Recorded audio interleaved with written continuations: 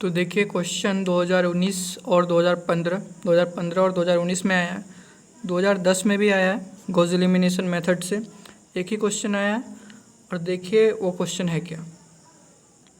देखिए क्वेश्चन है कि solve by Gauss elimination method, और आपका जो इक्वेशन दिया हुआ है सिस्टम ऑफ इक्वेशन। तो देखिए नंबर जो इक्वेशन दिया हुआ रहता है जब बहुत सारा रहता है तो सबको मिला के बोलते हैं हम लोग क्या, सिस्टम ऑफ इक्वेशन।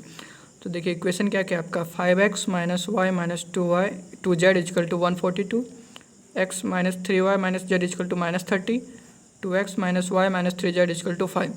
ये आपका इक्वेशन दिया हुआ है, तीन इक्वेशन बोलता है कि इसको सॉल्व कीजिए। मतलब x का वैल्यू और y का वैल्यू और z का ऐसा वैल्यू निकालिए जो तीनों इक्वेशन को सेटिस्फाई करे। इसका सॉल्यूशन निकालने का मतलब क्या हुआ कि एक्स वाई और जेड का ऐसा वैल्यू निकालिए जो तीनों को सेटिस्फाई करे। तो देखिए इसको बनाएंगे कैसे। इसको बनाने के लिए क्या किया, सबसे पहले आप इसको अरेंज कीजिए। अरेंज कैसे कीजिए, जिससे कि मतलब मेरा कहने का मतलब ये है कि इसको अरेंज इस तरह से करते हैं कि जैसे कि यहाँ पे x का कॉफिशिएंट कितना है 1, तो इसको पहले लिखिए जिसका कॉफिशिएंट 1 है। जैसे x में किसका कॉफिशिएंट 1 है, इसका 5 है, इसका 1 है, इसका 2 है। तो जिसका 1 कॉफिशिएंट है आप उसको ऐसे लिख लीजिए, पहले लिख लीजिए। तो x minus 3y minus Z is equal to कितना आ गया माइनस 30।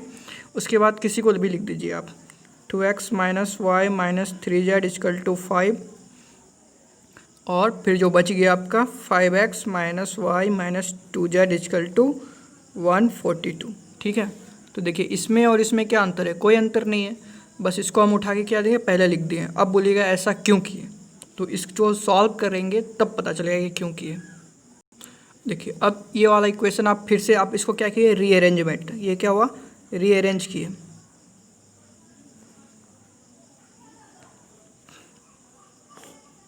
कुछ नहीं किए हैं, बस रीअरेंजमेंट किए हैं। पहले वाला जो इक्वेशन दिया हुआ था उसको रीअरेंज करके यहाँ पे लिखे हैं, बस इतना सा काम किया, अभी कुछ नहीं हुआ है।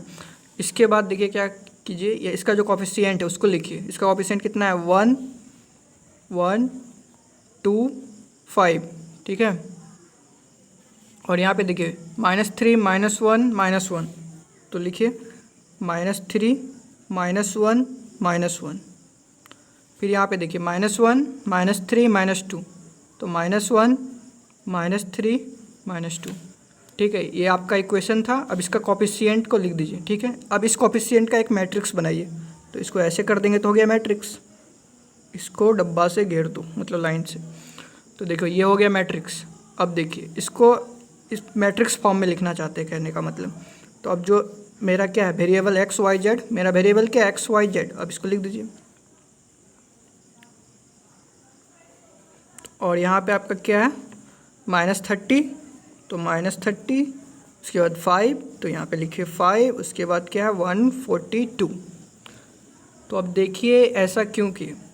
तो अब देखिए मतलब हम लोग किए क्या है, मतलब कहने का मतलब मेरा, इसको मैट्रिक्स फॉर्म में कन्वर्ट कर दिया। अब देखिए मैट्रिक्स मल्टीप्लिकेशन कैसे होता है, जैसे कि इसको इससे मल्टीप्लाई करते हैं, इसको इससे मल्टीप्लाई कीजिए तो कितना होगा x, तो x आ गया देखिए -3 इंटू वाई -3y, और देखिए -1 इंटू जेड -z।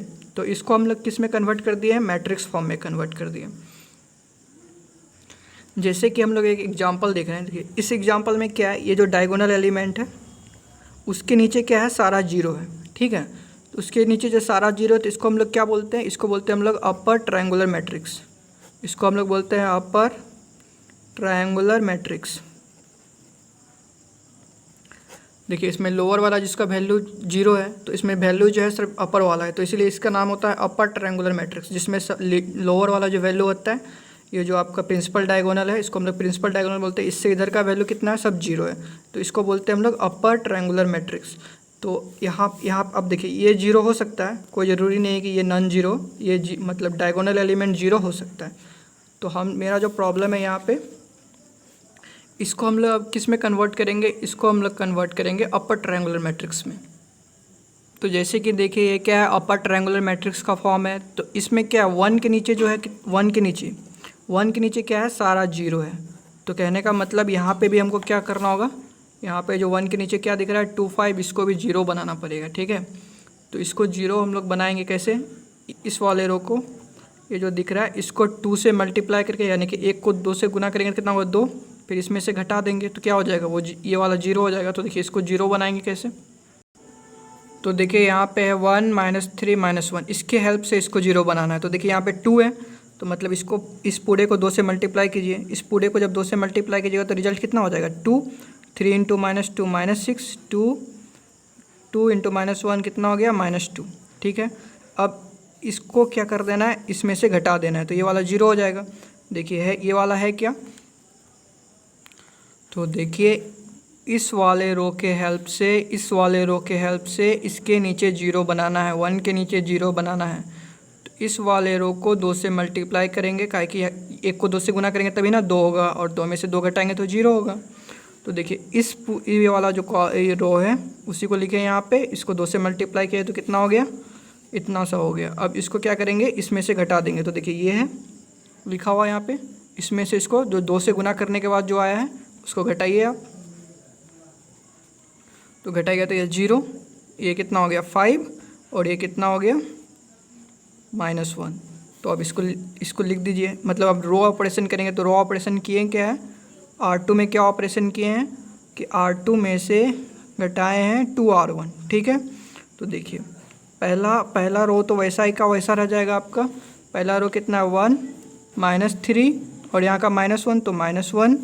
अब ये वाला कितना आ गया नया रो 0 5 -1, तो 0 5 -1। ठीक है, ये वाला ऑपरेशन करने के बाद अब देखिए 5 को भी 0 बनाना है, 1 के नीचे सारा को 0 बनाना है, तो 5 को भी 0 बनाएंगे हम लोग।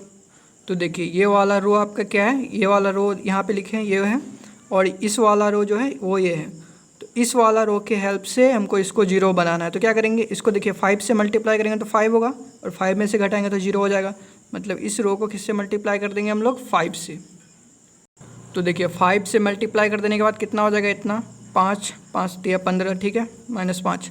अब इसको घटा दीजिए, ठीक है घटा दीजिए, तो ये हो गया 0, ये हो गया 14, ये हो गया 3। ठीक है, अब इसको हम तो देखिए कितना बन गया नया वाला रो 0 14 3, तो यहाँ पे क्या लिख देंगे 0 14 3। तो क्या करने से आया है, तो देखिए R3 में हम लोग ऑपरेशन किए हैं। R3 में क्या ऑपरेशन किए हम लोग, R3 में से घटा दिए हैं R1 को 5 टाइम्स मल्टीप्लाई करके तो 5R1। ठीक है, तो ये आपका आ गया नया। तो यहाँ पे आपका जो है पहले से देखिए क्या क्या है XYZ, तो यहाँ पे लिख दिए XYZ, और फिर आपका यहाँ पे जो है -30, यहाँ पे कितना है, इस वाले को यहाँ पे सेम टू सेम लिख देंगे। सॉरी सेम टू सेम नहीं लिखेंगे, मतलब जैसे कि ये वाला R2 में क्या किए हैं, R2 में तो R2 में कितना वैल्यू है इसका 5। देखिए यहाँ पे R2 कितना है 5, यहाँ पे 5 है -2R1, 2 × R1 कितना है -30, तो यहाँ पे लिखिए -30 कितना आ जाएगा 5 माइनस प्लस 30 दूना 60, तो यहाँ पे रिजल्ट कितना आ गया 65।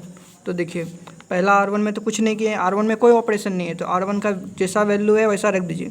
R2 में क्या किया है, R2 में से 5 यानी कि 5 -2R1 करना है, तो R1 ये है -30, तो -30 को 2 से मल्टीप्लाई करके घटा दिए तो कितना आ गया 65। तो यहाँ पे कितना लिखा आएगा 65। अब देखिए R3 में यहाँ पे 142 है, लेकिन यहाँ पे ऑपरेशन हो रहा है, तो ऑपरेशन के बाद यहाँ पे कितना वैल्यू आएगा वो देखना है। तो देखिए मेरा ऑपरेशन क्या है R3 - 5R1, और R3 में कितना लिखा हुआ है 142, तो यहाँ पे आप क्या लिखिए 142, ठीक है -5R1, और R1 का वैल्यू कितना है -30, तो -30। अब इसको कैलकुलेट कीजिए 142 और 5 × 15 यानी कि 150, और फिर इसको 8 कीजिए 1 1 2 5 4 9 292, तो यहाँ पे कितना आ गया 292।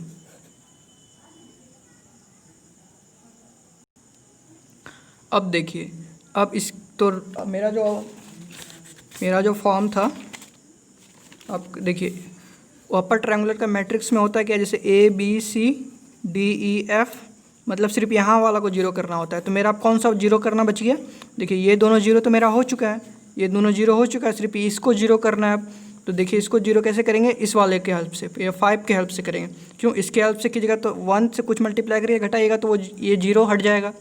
तो हमको R2 के हेल्प से करना होता है, क्योंकि यहाँ पे 0 है, 0 से कुछ भी मल्टीप्लाई करके इसमें घटाएंगे तो इस 0 पे कोई इफेक्ट नहीं पड़ेगा, इसलिए R2 का हेल्प लेंगे हम लोग।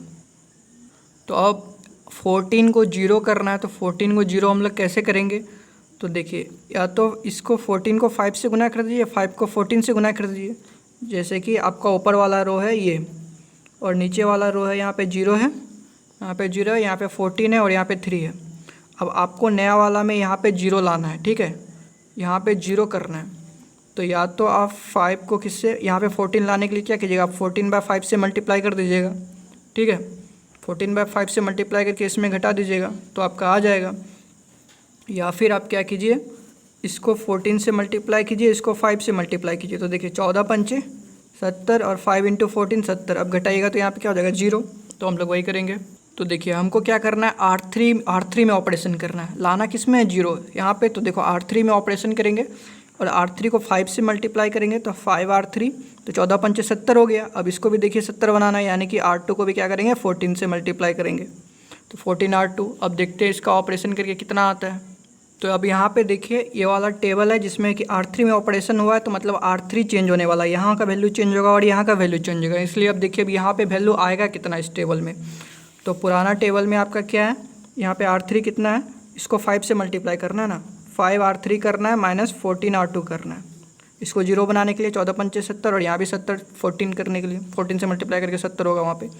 देखिए 5 से मल्टीप्लाई कीजिए इसको पूरे को, तो 5 से मल्टीप्लाई करेंगे तो कितना, 0 × 5 0, 14 × 5 70 और 5 × 3, इसको मतलब 5 से मल्टीप्लाई कीजिएगा तो 3 पंचे 15। अब 14 × R2 करना है, तो ये तो जीरो, 14 पंचे 70, 14 गुना -1 -14, ठीक है। अब घटा दीजिए तो ये तो जीरो, 70 में से 70 गया जीरो, और 15 और 14 कितना हो गया, 29, ठीक है। तो 0 0 29 आया, तो 0 0 29, ठीक है। अब यहाँ पे देखिए, यहाँ पे भी ऑपरेशन करेंगे। ये क्या ऑपरेशन है, 5R3 माइनस 14R2, ठीक है, ये ऑपरेशन है 5R3 माइनस 14R2। तो 5R3 कितना है यहाँ पे, 292 माइनस 14R2 कितना है, 65, तो इंटू 65। अब इसको कैलकुलेट करेंगे, तो कैलकुलेटर से कैलकुलेट करके बताते हैं कितना है। तो देखिए इसको सॉल्व करके कितना आ गया, 550। तो यहाँ पे 550 लिख दीजिए, जितना आया सॉल्व करके उसको यहाँ पे लिख देंगे। अब देखिए अब ये जो मैट्रिक्स फॉर्म में है, अब इसको वापस इक्वेशन के फॉर्म में लिख दीजिए। तो देखिए आप ये वाला आपका क्या हो जाएगा, आपका x, और ये y से मतलब x × 1 x, 3 × y -3y, और फिर -1 × z -z, और फिर इक्वल टू -30। यहाँ पे देखिए 5 × y 5y, और x वाला तो जीरो है तो जीरो हो जाएगा, और -1 × z इज़ इक्वल टू कितना हो गया, 65, और यहाँ पे 29 × z, देखिए ये दोनों तो जीरो है, इसको मल्टीप्लाई करेंगे जीरो, तो यहाँ 29 × z बराबर कितना आ गया, 550। तो देखिए आपका इक्वेशन के फॉर्म में आ गया ये। अब हम लोग क्या करेंगे, बैक सब्स्टिट्यूशन बोलते हैं उसको मैथ की भाषा में, आप सिंपल समझिए, नीचे से ऊपर सॉल्व करेंगे। देखिए नीचे को सॉल्व कीजिएगा तो जेड का वैल्यू निकल जाएगा, तो सॉल्व कीजिए। यहाँ से आपको जेड का वैल्यू कितना निकल जाएगा, 550/29। इसको हम लोग सॉल्व करेंगे, इसको सॉल्व करेंगे तो कितना आएगा, 18.965517, इस तरह से आते रहेगा। तो यानी कि 18.9, अगर 2 डिजिट में दिखना है तो कितना हो जाएगा, 18.96, ठीक है। तो भैया आप सोच रहे हो ये राउंड ऑफ में ऐसे कैसे लिख दिए, तो देखिए जहाँ पे 5 रहता है, अगर उसके पहले इवन है तो कोई चेंज नहीं होता है, ऑड रहता है तो उसको हम लोग इवन बना देते हैं। अगर यहाँ पे 5 रहता है तो उसको 6 कर देते, ठीक है। तो ये पहले से ही इवन है तो यहाँ पे कोई चेंजेस नहीं आएगा। तो जेड का वैल्यू आपका इतना आ गया। अब इस जेड का वैल्यू को क्या कीजिए, आप इस जेड का वैल्यू को आप इसमें पुट कीजिए। तो इसमें देखिए जेड का वैल्यू पुट कर दीजिएगा तो सिर्फ क्या बचेगा, वाई, तो आप वाई निकल जाएगा यहाँ से। तो आपका इक्वेशन देखिए वो वाला है क्या, वो वाला इक्वेशन है आपका 5y minus Z is equal to 65, ठीक है। 5y minus Z equal to 65 है। अब देखिए जेड का वैल्यू आपको पता है, तो जेड का वैल्यू यहाँ पे पुट कर दीजिए। तो जेड का वैल्यू कितना है, 18.96 बराबर 65। तो देखिए यहाँ से आपका y का वैल्यू कितना आ गया, 16.79, ठीक है। यहाँ तक कोई दिक्कत नहीं है। तो देखिए आप ये वाला आपका इक्वेशन आया था ये वाला, तो आप क्या कीजिए, आप नीचे से सॉल्व कीजिए। तो नीचे से सॉल्व कीजिएगा तो यहाँ से आपको जेड का वैल्यू पता चल गया। यहाँ से आपको z का वैल्यू पता चल गया, उसको उठा के आप इसमें रख दीजिए तो आपका y का वैल्यू पता चल गया। तो इस दोनों को सॉल्व करने से आपको क्या क्या पता चल गया, यहाँ से z यहाँ से y, तो आपको y भी पता चल गया और z भी पता चल गया। जब y और z दोनों पता है तो उसको पुट करेंगे तो x का वैल्यू निकल जाएगा। तो देखिए x ये वाला इक्वेशन, ये वाला जो इक्वेशन आपको दिख रहा है उस वाले इक्वेशन को हम लोग यहाँ लिख दिए हैं। अब इसमें वैल्यू पुट करेंगे तो इसको सॉल्व करेंगे तो हम लोग कितना आ जाएगा, x बराबर 39.33 आएगा। आप करके देखिएगा, हम कैलकुलेटर से सॉल्व किए तो इतना आ गया 39.33 और यही होगा आंसर। तो देखिए आपका आंसर कितना आ गया, z बराबर इतना, y बराबर इतना और x बराबर इतना। तो ये हो गया आपका सॉल्यूशन। तो x का वैल्यू ये और ये, मतलब x का वैल्यू इतना, y का वैल्यू इतना और z का वैल्यू इतना, ये तीनों वैल्यू क्या करेगा, तीनों इक्वेशन को सेटिस्फाई करेगा। तो ये हो गया इसका सॉल्यूशन।